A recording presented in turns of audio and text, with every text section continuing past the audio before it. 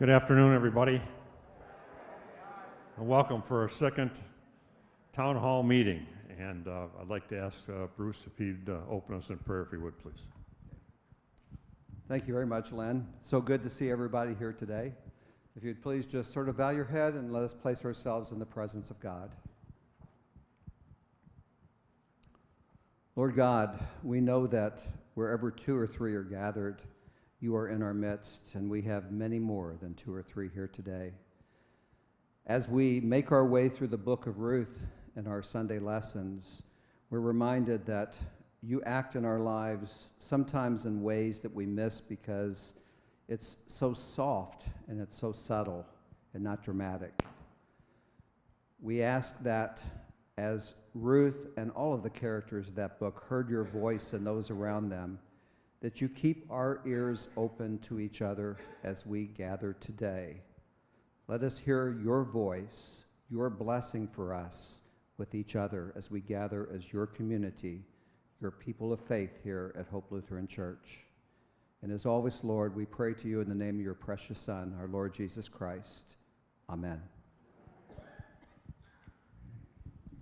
Thanks, Bruce. Appreciate it. Well, it's been an interesting 4 weeks since the last time we've talked, and what I'll do is talk about a few things, and then after that, if you'd like to come up, if you have any questions, if I don't answer them in the next couple, 2 or 3 minutes, then please come up. We'll use the same format that we did the last time. There's a microphone in each one of the aisles. If you'd come up, instead of us hunting around and looking for everybody, why, if you'd do that, that'd be absolutely fantastic. We appreciate that very much. We have some good news. The call committee has sent us a primary candidate to the council, and we're really excited about that. We're going to be interviewing him the 30th and the 31st of August, and if in fact the council approves this pastor, why we will again then bring it to the congregation for you to vote. And hopefully that if everything goes along, we'll have him on board pretty quickly. So that's some exciting news here. We've been waiting a long time for that. The call committee has done a great job with selecting people and gone through a lot of different people. They've done a great job with that.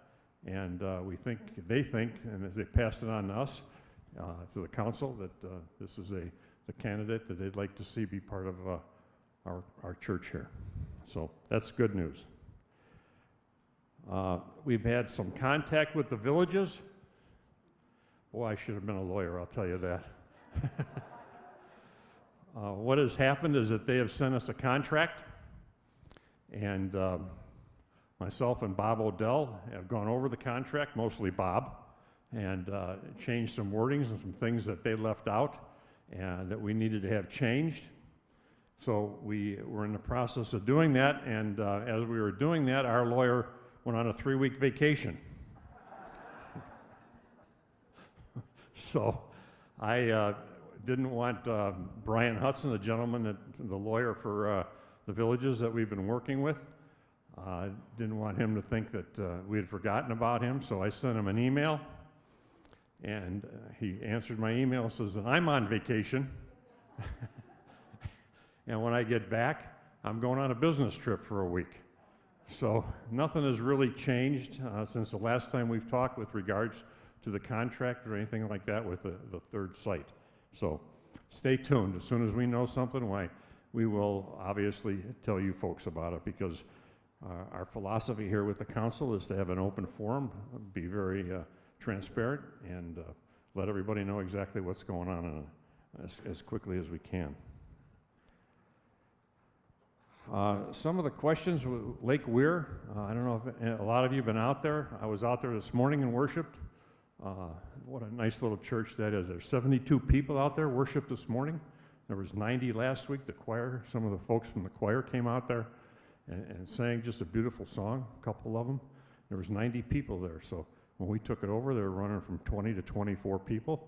And a lot of them are new people. A lot of them are people from our congregation that live out in the northern end of the villages. That are going there, and it's just really starting to grow. We really haven't done anything in the marketing end of it. So as soon as everything gets done, we've painted it, done some construction on the inside of it, put a new floor in the fellowship hall, getting ready to lay carpet, I believe, next week in the fellowship hall, if I'm not mistaken. I'm sorry, narthex. So as soon as that's done, and we get all the things done, the roof's been painted on the outside.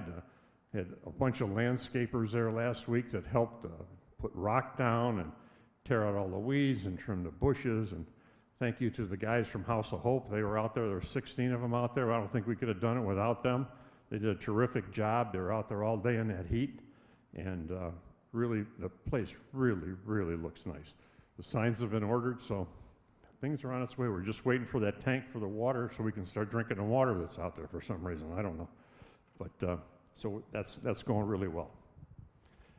Somebody asked a question with regards to the third site, as opposed to Hope Lutheran Church going to the third site and taking that over and running with it and building it and starting a Hope Lutheran Church. They have 3 of them. We've talked to a lot of people, a lot of different people at the Synod about this, and they really feel the best thing for us to do is to take that third site and go with it. The reason that they say that is that because of the experience that we've had, the resources that we have here, the staffing, everything is in place to just go out there and start a build. We've built this building, we built the one next door, so they really feel within the Synod that is the right thing to do, as opposed to going out and planting a new church and let somebody else do it and starting it. Take time, a lot of money, a lot of effort, and we have all that at hand. The things that we're doing at Lake Weir, we can do out there a little bit differently. Plus, what's going to do is that we can do a different kind of ministry. They'll give us 3 different options that we can do with our ministry. Maybe have some younger folks out at Lake Weir that we can't do here in the villages. Maybe have a different type of ministry out in the third site. So there's all kinds of different options. It really behooves us. We have no place to go here. We have no place to go. We're landlocked, as everybody knows. We've talked about that for a long time. We are landlocked, and there's no place for us to go. So it really behooves us to really consider doing that. And that's what we're going to go forward to. As soon as we get the contract done, we'll bring it to you folks, and you can decide on what you want to do. So, having said all that, I will open it up to the floor. If anybody has any questions, please come up, and we'll try and answer them as best we can.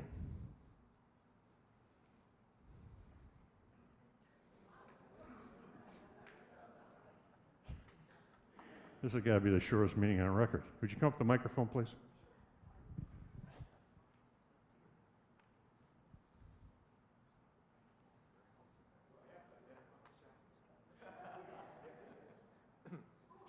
My name is Bill Wilkie, and I've been a member of the church since 2008. And I just have a couple of questions here. And number one is, you mentioned the fact that villages were working on the contract, for this. How much will the option cost us? Option for what?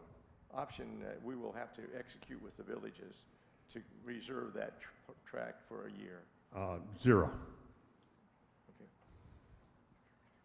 That's interesting. I didn't really that would ever happen. Well, believe me, it's happening. Okay, it's a contract to purchase then. The purchase price of the land is $2 million. Okay, so after we sign that, we are locked in to buying the property for $2 million? Not at all. I can tell you what, Bob, would you come up here, and Bob is the one that's really worked on this, and he can probably answer it better than I can. Okay.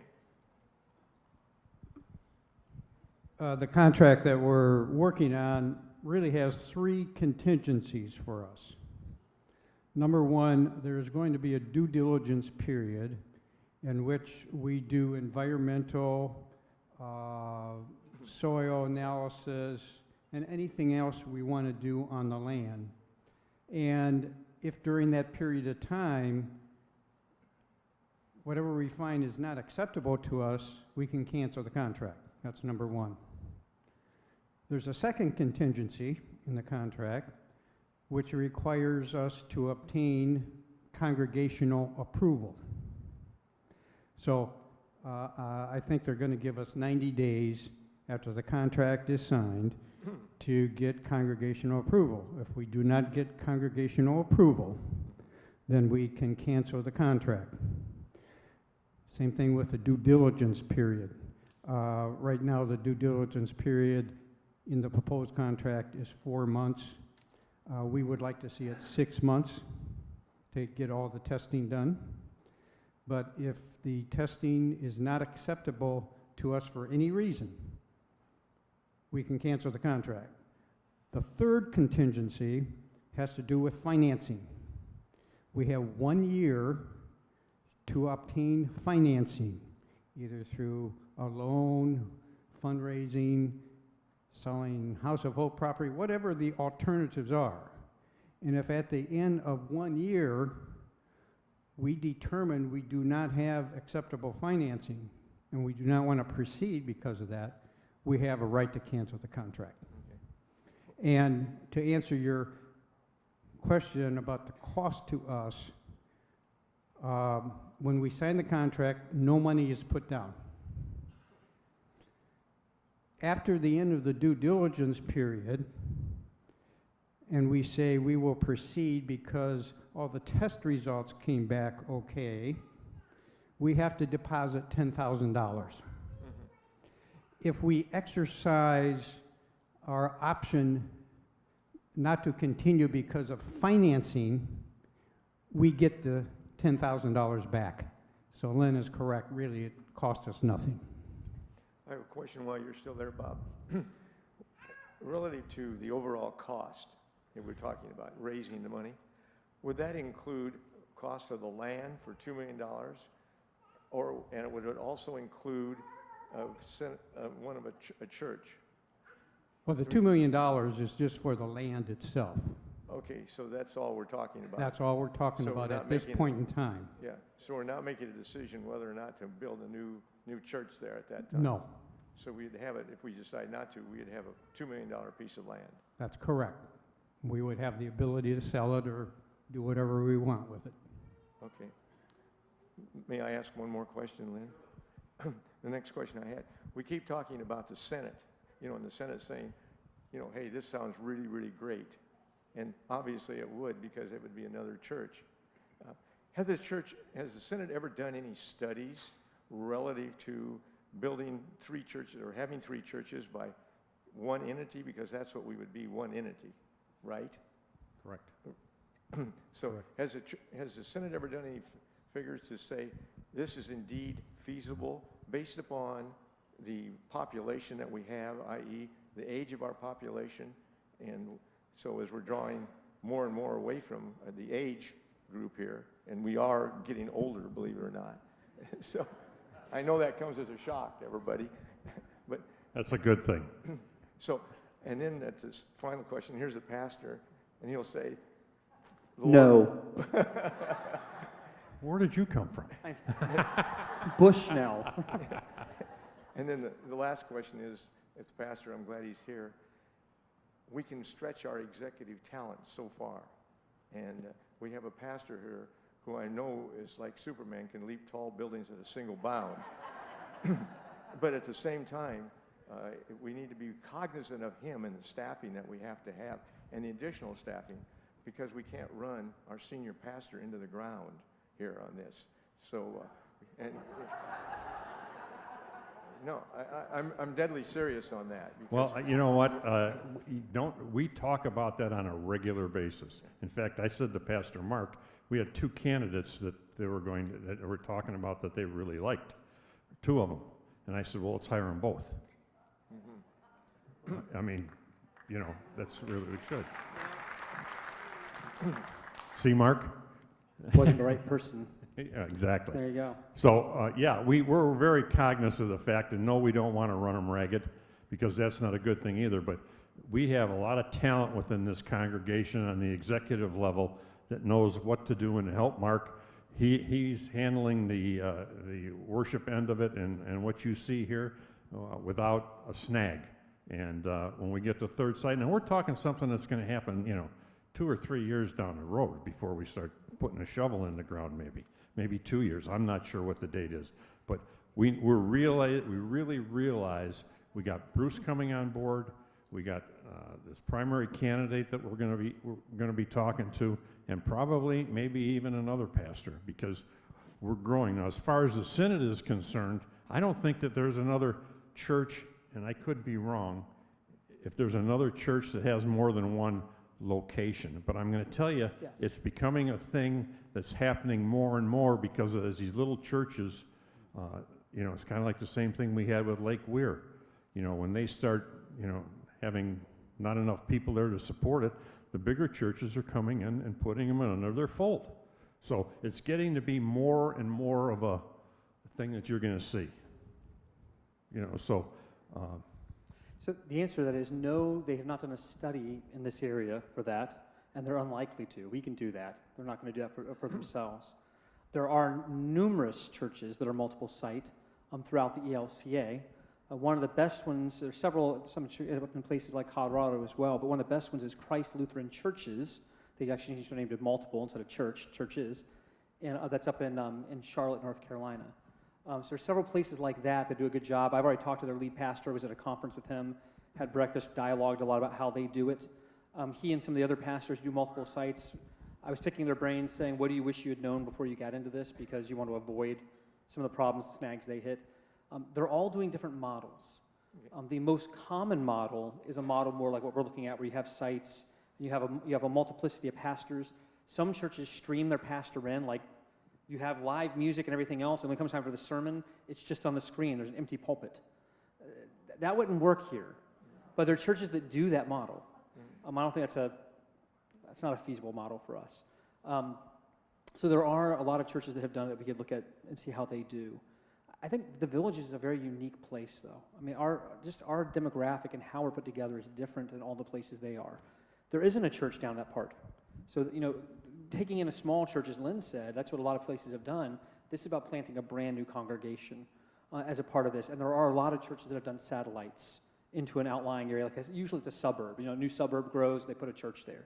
So there's a lot of churches that do that, and the models we can kind of study and copy. Final question, please. Now, will we, Pastor indicated that, you know, other people have studied it. Will we do a study to see the feasibility and the success of establishing the third chair? well, what I think we could do a study, but just let me kind of, for instance, there's a gentleman that goes to this church who sits on the board of zoning at Sumter County. And he looks at all the property on behalf of us and gives us his opinion. He says, number one, location. The location that we're talking about is absolutely, and I don't like this word, but primo.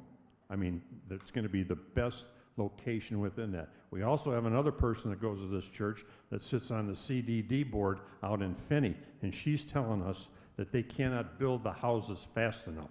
So you talk about demographics and you talk about population. What it takes to fill a church up is people, and we're not going to have any lack of people over there in the south. I recognize that, but that doesn't guarantee success. And No, it's up to us to guarantee success, and we will do that.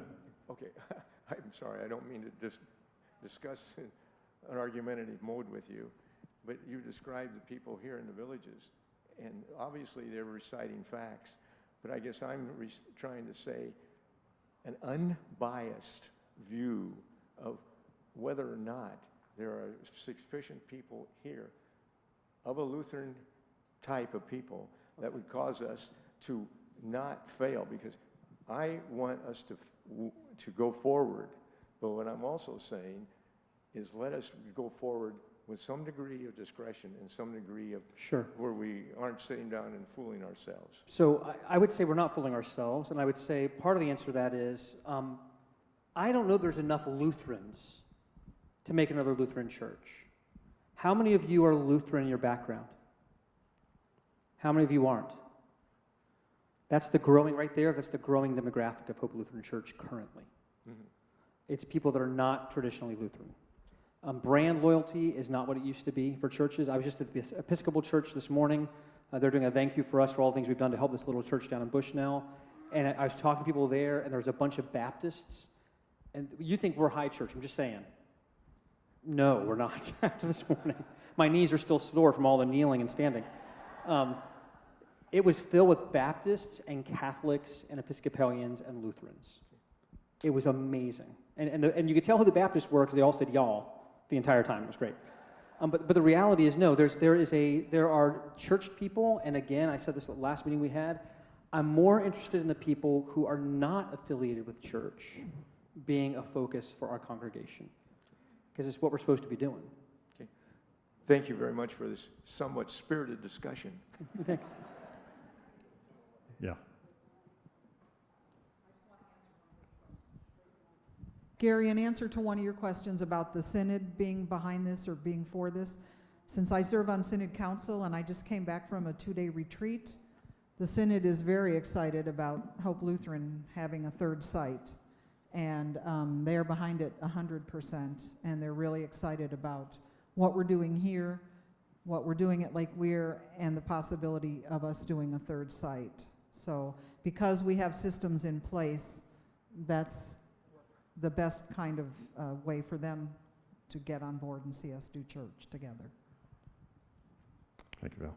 I don't really have a question. I want to react to a couple of things that were brought up. First, a comment about we're all getting older, but the Villages is getting younger. And the youth of the Villages is showing up in Finney. That's where the congregation needs to be. Lutheran doesn't matter, just like Pastor Mark said. Second thing, we just came from Colorado from a church that is a multi-campus church. Okay? How do they do that? They go out and work. They go out and recruit. They go out and minister in the name of Christ. And the churches grow. A third point that was kind of peripheral here about multiple pastors. That congregation has 3 full-time pastors, and it's half the size of this congregation. Plus 2 interns. That's 5 to work these multiple campuses. It's working.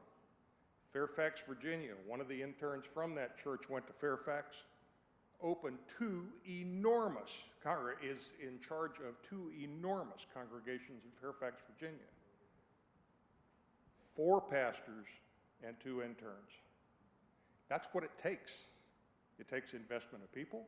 It takes investment of the congregation. It takes investment of staff. If we are to grow, if we are to be a success in the Villages, in the Florida Bahama Synod, we have to do those things. This is a great start. Thank you, Bob.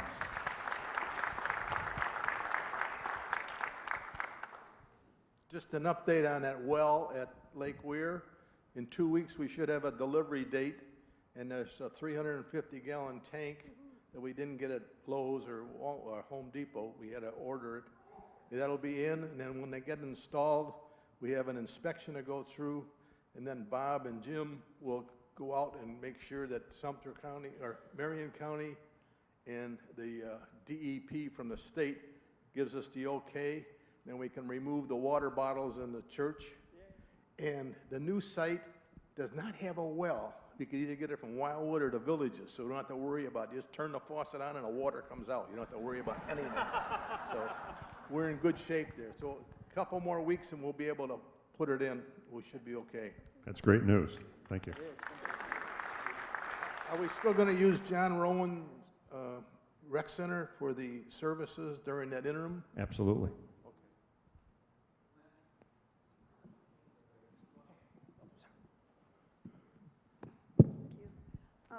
I'm just concerned about the finances. Now, I'm sure there will have to be a fundraising just to purchase this land. And if we don't get enough interest in that, then in a few years, they're going to need a fundraiser to build the church. I don't understand how we're going to have all that money to do that. And then I wonder how much of a how many people do we need to vote on the initial purchase of the land? Okay, the initial purchase would be just a majority vote of the congregation, a simple majority, okay? As far as a fundraiser, it was on my list to talk about.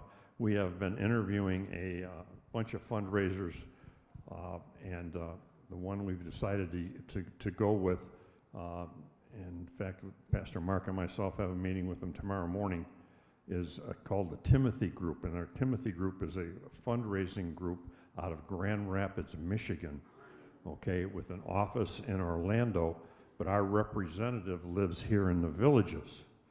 So that's a plus.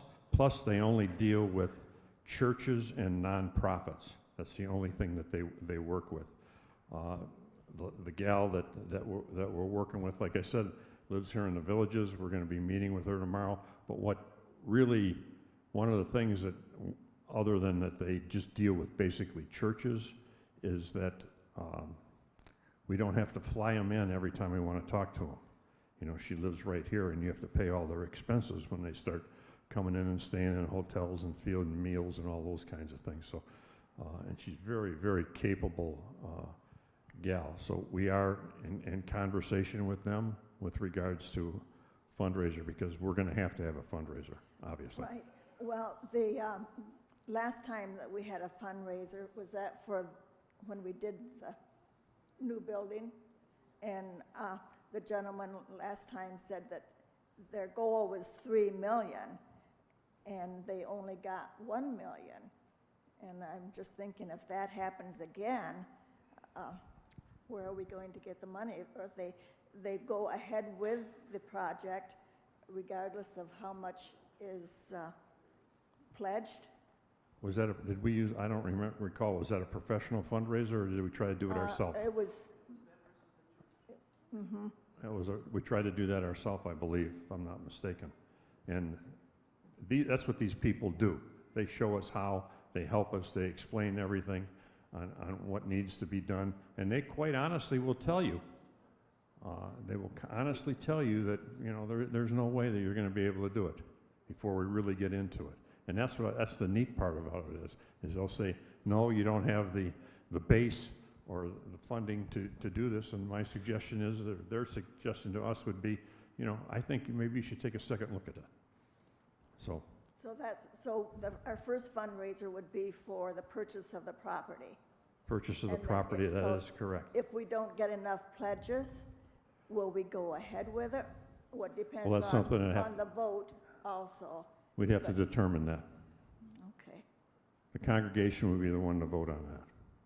The council would make a recommendation, and then the congregation would have to vote on it. Okay, thank you. Okay? Phil, Fred O'Brien. Fred. This isn't what I stood up to talk about, but I was responsible for the first 2 fundraisers that Hope did to build this unit. And we had a whole lot less people, and we raised $500,000 the first time and $500,000 3 years later. So we raised $1 million over that 6-year period with about 20% of the membership we have now. What I wanted to mention is, if I asked for a show of hands on how many people have been associated with the church where there was a pastoral change and the membership in the church dropped by about 20, 30, 40, or 50%, I think a lot of people have experienced that in the past.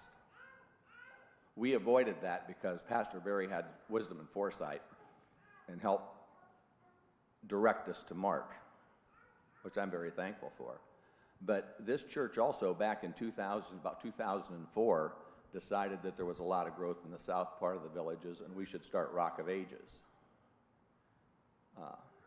And the personnel wasn't right at the time. Everything else was right, but not the personnel.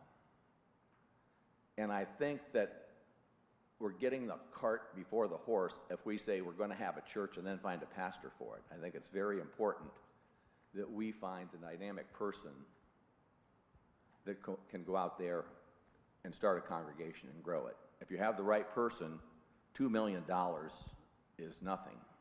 If you have the wrong person, $100 is way too much. That would just be my thoughts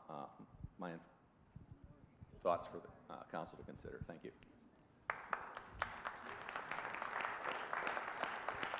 I haven't met the candidate. Talked to him on the phone several times this last couple, 2 or 3 days. Seems like a very dynamic individual, and I think that through the call process that the call team has gone through, that's the purpose of that, is to make sure that we got the right guy or gal. And so we will continue to do that. As I said, Pastor Mark, you know, we should have hired them both. He didn't feel the other candidate was the one that he wanted to be with and didn't feel qualified. And we're okay with that. You know, we just have to look for another one. And Mark and I have to go back down to the Synod again.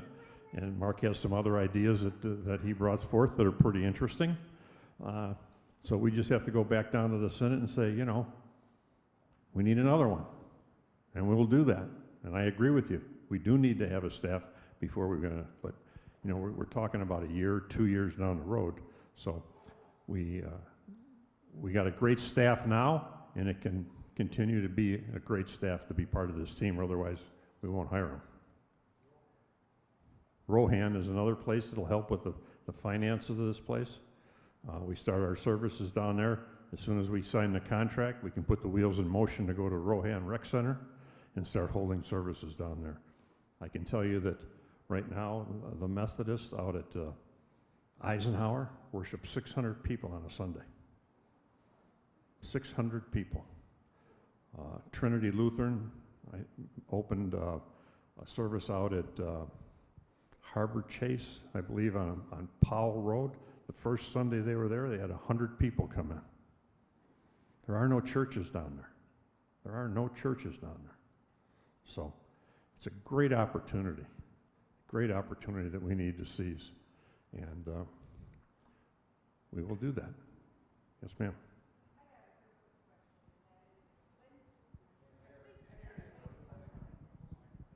I think I remember that the last meeting we had, you said something about we had 10 months after we signed the contract to make our decision as to whether we were going to go ahead with the property down there or not. If that's the case, when does that 10 months start? As soon as the contract is signed, or what? It's 12 months the day we sign the contract.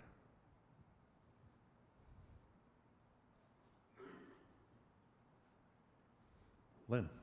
Can you tell us where this land is that they're proposing for this contract?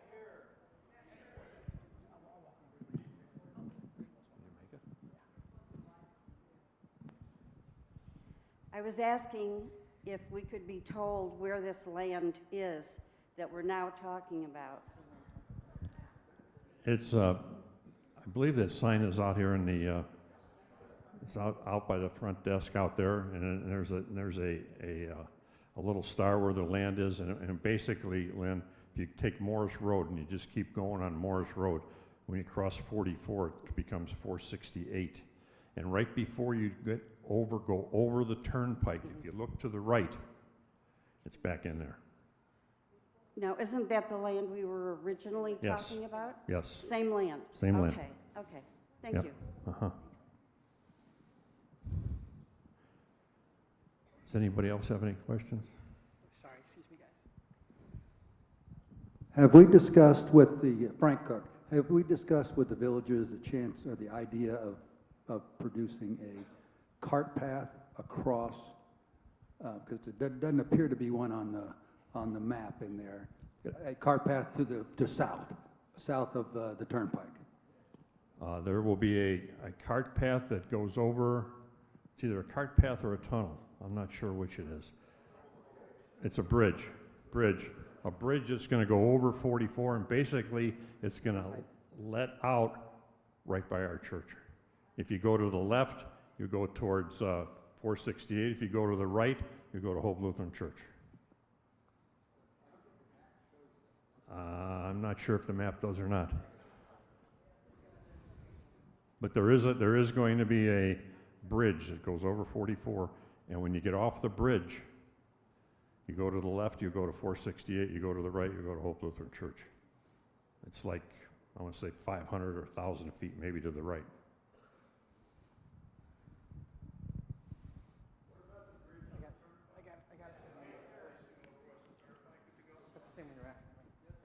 They Same are, question. they are gonna, there will be a bridge over the, there will be a bridge over the turnpike. But I don't know where that's gonna be. I don't know where that bridge is gonna be. There's one that's gonna be a couple of miles away. Right. But I was talking about, will the bridge that goes on 468, will there be like we have at Lakeside Force? Right. Over the bridge where you can put golf carts and cars? Right. There's gonna be three bridges and or tunnels over 44. The further east you go, there'll be another one, okay? No, it's on this No, side of the it's turnpike. this side of the turnpike, this side of the turnpike, Just before you get to the turnpike. between 44 and the turnpike will be in there.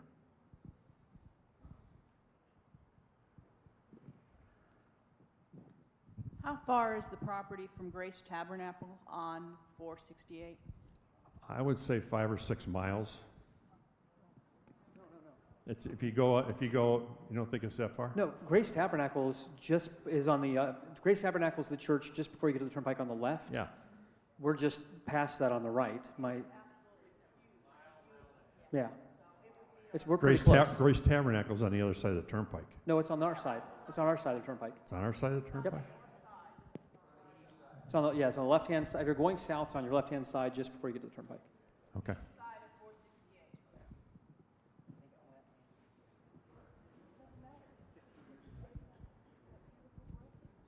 We talked to the pastor out there. I know Pastor Gary pretty well, and he mentioned to me, I said, boy, with all this booming that's going on out there, I said, your congregation's just really got to be growing by leaps and bounds. And he says, yeah.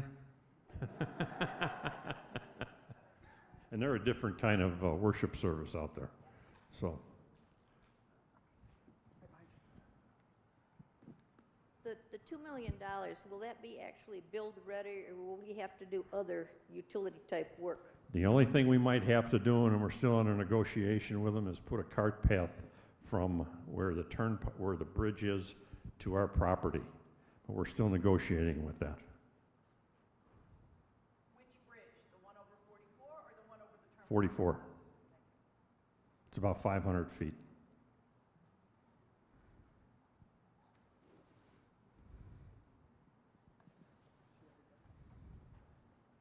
We will have all the utilities, and it will be, as they say, building ready with the, and I don't know all the technical terms, but the utilities will be there, the water will be there,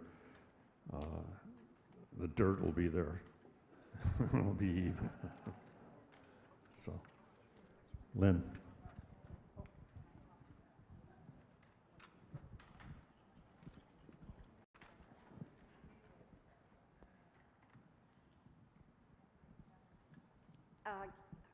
I'd like to ask if House of Hope is going to remain where they are, or is there an opportunity, or is there a chance that they might move from there and we could sell that land at some point?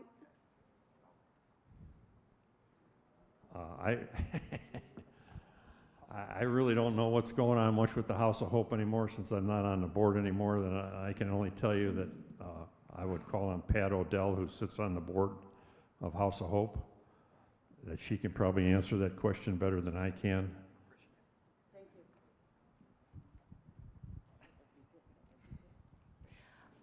As of right now, House of Hope is staying where they're at. We have options. We're not going into it with our eyes closed. We're talking about fundraisers. We're talking about, is there a possibility of moving? Yes. But we have not made any decisions. We're just keeping everything, out there. So we don't, and our plan is to keep the House of Hope going. It's a very viable program, and we don't want anything to happen to it. So. I have a question for Pat. According to the map, I believe there's a tunnel underneath the turnpike. How close is that going to be to House of Hope? Do we know, or can you tell from at the bridge or the bridge over? I have no idea. Okay, because according to the map, it looks like it's relatively close to House of Hope. I will tell you where the star for House of Hope is on that map is not accurate. It's actually, we're further out than it is on that map. One other thing that I may mention is that we are in the process of interviewing land appraisers to get the House of Hope property appraised to see exactly what it's worth. We've had several people tell us what they think it's worth. We can have a realtor appraise it, but he's going to appraise it for what it'll sell for. But we need a real appraiser to find out what the property is actually worth. We've heard anywhere from $1 million to $2 million. So we're going to get it appraised, and that way we'll have a better idea of what we feel that property is worth. So. What is the name of the appraisal company, please? We don't have it yet. I didn't hear you. What is the name of the appraisal company? We haven't got one yet. Most of them are in Ocala. What concerns us about the appraiser in Ocala is how much they know about the villages and what's going on here at the villages. So we're trying to find one locally if we can, and we're gonna talk to several different people to see if they can come up with an appraiser that's here locally that really knows what's going on here in the villages. So not that the guy in Ocala doesn't know what's going on, but we don't know that for sure. So I think it's better to get somebody locally.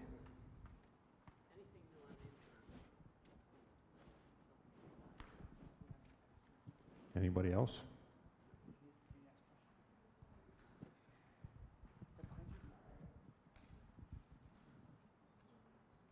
I didn't introduce myself before. I'm Jan Johnson, and I've been a member of Hope about 8.5 years.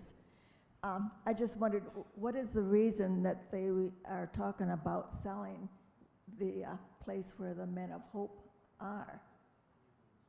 Where would they go? You would sell it, and then we'd have to buy another place? I don't think we'll buy another place. Basically, I can say that, Pat, correct me if I'm wrong here, that they are looking at other places and have a couple pieces of land in the Wildwood area that they're looking at. They've purchased about 10 modular type buildings that they can fix up and remodel and continue the ministry. I doubt very seriously if Hope Lutheran Church is going to buy any more property for the House of Hope. But it's about, they've saved a lot of souls and saved a lot of guys out there and really done a fantastic job. And it's all because of what this church has done, the ministry that this church has done. And we don't want you to obviously to quit supporting it, but continue to support it, especially now. But when they do move, and I'm sure that they're going to move, that they will find and be able to finance it and move. Otherwise, they probably wouldn't do so. So,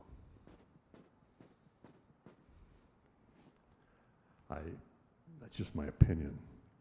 That is not fact.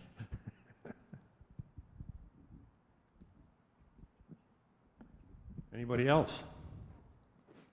Nobody else has any questions, huh? Terrific. I hope that this has been educational to everybody and everybody feels, comfortable with what's going on here. The turnout is better than I expected for the second one.